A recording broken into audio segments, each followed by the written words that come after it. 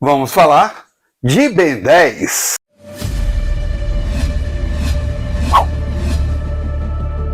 Fale, observadores!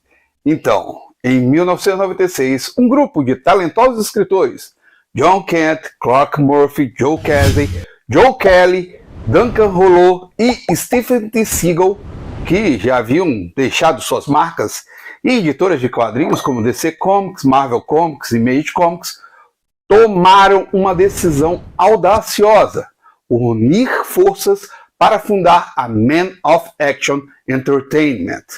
O objetivo da nova empresa era, claro, publicar histórias mais autorais, com foco principal no selo da Image Comics.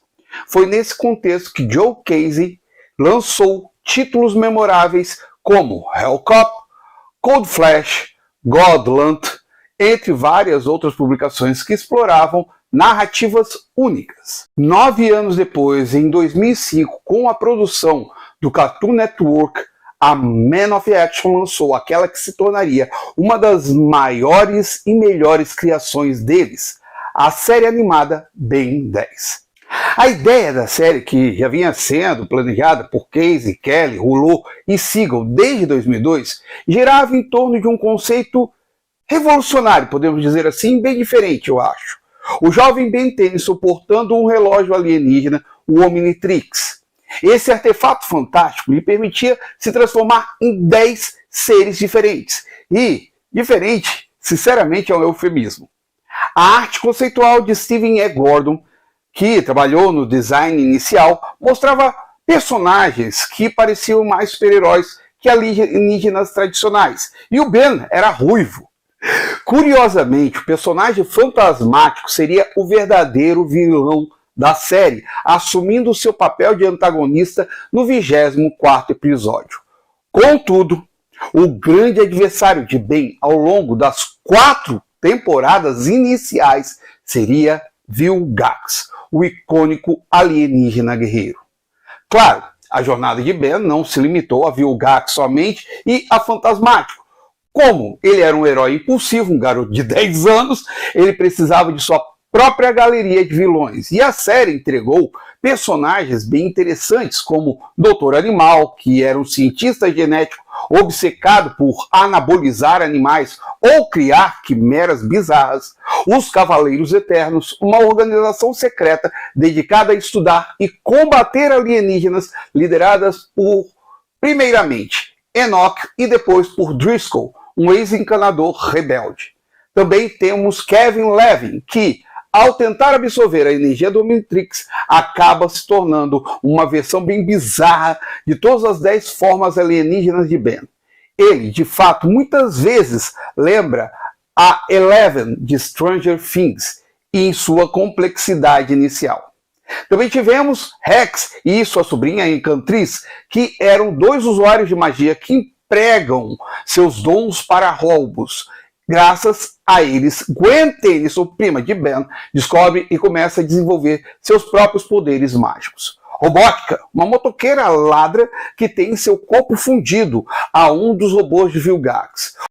Os Psicoloucos, que eram parceiros do vilão Zomboso, são uma trupe de mutantes com habilidades bem peculiares. Ácido, que pelo nome já fala, ele cospe ácido e tem um bafo corrosivo.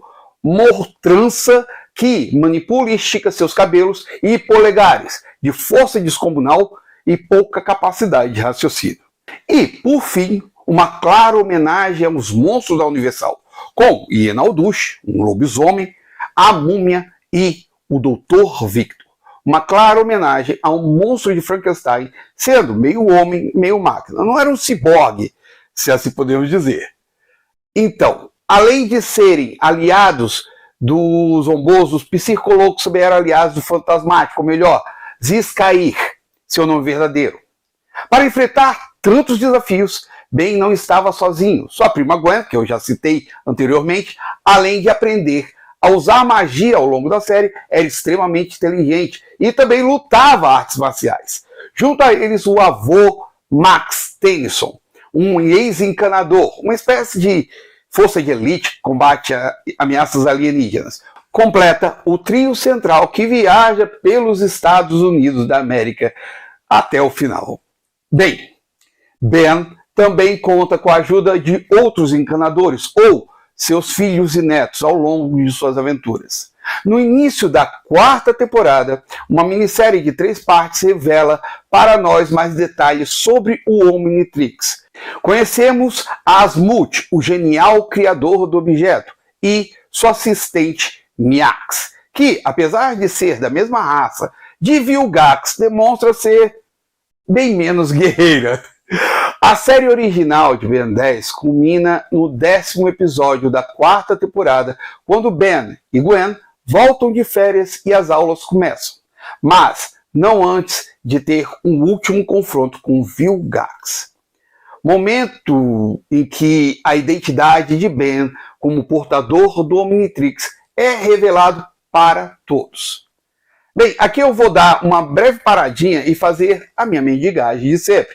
Se estão gostando do vídeo, dá aquela curtida aí, dá o like aí. Se não estão gostando, tudo bem, pode dar o dislike, aquele feedback aqui entre a gente. Também peço que se inscrevam aqui no canal. Se inscreve aqui embaixo, clicando no botão aqui. E não esqueça do peteleco na sinetinha para receber as notificações dos vídeos que eu posto aqui. Continuando, as viagens temporais também foram um elemento cativante da série. Conhecemos Ben 10.000, uma versão envelhecida de Ben Tennyson que, no futuro, descobriu como destravar o Omnitrix, permitindo-lhe acessar mais de 10.000 alienígenas existentes no objeto. No episódio 7 da quarta temporada, vemos que Ben 10.000 tem um filho, Ken Tennyson, a quem ele presenteia com seu antigo Omnitrix, contendo 10 alienígenas específicos. Ken, demonstrando a inteligência da sua mãe, Kai Green, apresentada no episódio 5 da terceira temporada, quando conhecemos Iana Aldush, conseguem destravar o limite de tempo do Omnitrix, usando o Massa Cinzenta, um dos alienígenas. O sucesso de Ben 10 foi tão grande que a franquia se expandiu. As séries Força Alienígena e Supremacia Alienígena, que dão continuidade à história com Ben agora com 15 anos. Após o desaparecimento de seu avô Max, ele se une novamente a Gwen e, surpreendentemente, a Kevin Levy, que conseguiu escapar do Nulificador, que é uma prisão onde os encanadores aprisionam vários alienígenas. Eles simplesmente viajam juntos em 2 séries que adicionaram mais 6 temporadas à saga. Nessas sequências, Ben, Gwen e Kevin enfrentam uma nova ameaça, uma horda de DNA aliens, liderados por Atasianos, também conhecidos como Soberanos, além de reencontrar inimigos clássicos. Max Tennyson incumbiu Ben de reunir os filhos e netos de outros ex-encanadores, cada um com seus próprios dons, para formar uma nova força de combate. Considerando as 3 séries principais que complementam-se totalmente, Ben tem um total de 10 temporadas, começando em dezembro de 2005, finalizando em março de 2012 no Cartoon Network, sem intervalos muito longos. Apesar de trazerem continuidade, as séries seguintes apresentam algumas inconstâncias. Por exemplo, o pai de Ben, que no último episódio da série original, a quarta temporada, descobre que Max é um encanador e Ben possui o Omnitrix, mas parece que ele não tem conhecimento disso nas temporadas posteriores. Acredito que, embora a Man of Action seja acreditada como criadora da série, seu envolvimento mais direto por ter se concentrado na primeira fase de Ben 10 se perdeu um pouco. As 2 séries seguintes tiveram desenvolvimento a cargo do fantástico Dwayne McDuffie, que trabalhou ao lado de Glenn Murakami, conhecido por animações como Batman do Futuro, Jovens Titãs e Cuidado com o Batman. Em agosto de 2012, Ben ganhou outra série, Omniverso, desenvolvida por Derek J. Wyatt e Matt Youngberg. Confesso que eu não me aprofundei muito nela, nem na reinicialização da série que aconteceu em outubro de 2016 e terminou em setembro de 2020. Quem sabe um dia eu até assista e me aprofunde e traga uma análise aqui sobre isso.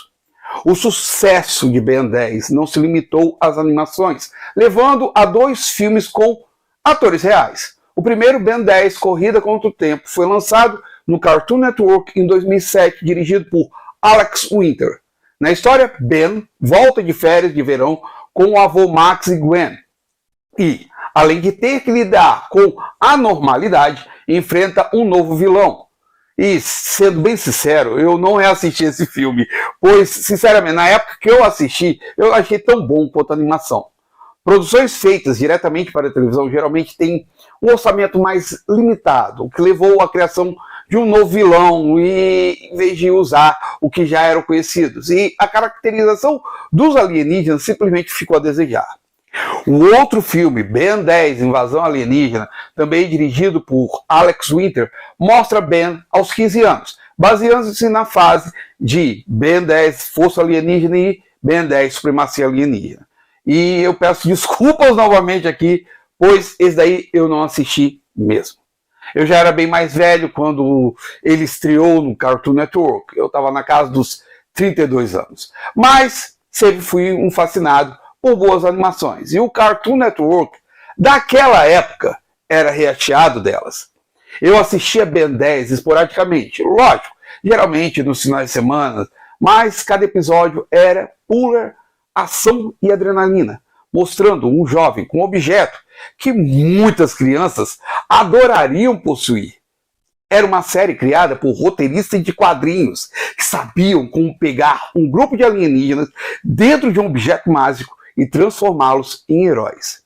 Eles entendiam o quanto meninos e meninas adorariam ver um jovem e uma jovem de 10 anos usar um objeto de forma altruísta ao lado de sua prima e seu avô viajando pelos Estados Unidos da América. Não sei como as crianças de hoje percebem o Ben 10, mas foi uma época em que o bater de um artefato mágico se tornava algo impressionante. Assim que o garoto gritava: é hora de virar herói. E eu finalizo o vídeo aqui. Agradeço a todos por terem assistido o vídeo. Eu volto a fazer a minha mendigagem. Deixa o like aí se gostaram do vídeo. Ou dislike se não gostaram do vídeo. Aquele feedback que a gente comenta aqui embaixo. Fala aqui embaixo se já assistiram o Ben 10. Se já curtiram o Ben 10. Se assistiram aos filmes, comenta aqui embaixo. A gente conversa aqui embaixo. Outra coisa que eu também peço muito aqui. Compartilhe o vídeo. Joga esse vídeo pra frente para trazer mais pessoas aqui ao Véio na Torre. E, para fechar, uma coisa que eu pedi no começo, pedi no meio, pensa agora de novo. Faz aquele grande favorzão para mim, tem aqui embaixo um botãozinho de inscreva-se. Clique nesse botão de inscreva-se e não esquece, nunca mesmo, do peteleco na sinetinha, para receber as informações dos vídeos que eu posto aqui. Às sextas-feiras, às 17h30. O Véio na Torre vai ficando nessa. Muito obrigado a todos vocês. Até mais. Fui!